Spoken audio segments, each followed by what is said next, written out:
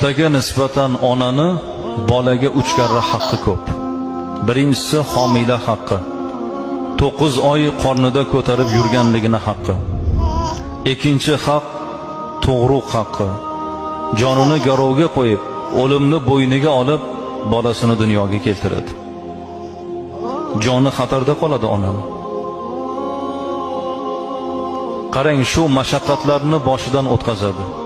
Homilani mashaqqatini, o'lim bilan olishib dunyoga keltirishni, farzandidan qutulib, yana farzand ko'rib, yana shu mashaqqatlarga rozi bo'lib, yana farzandni dunyoga keltiraman deydi.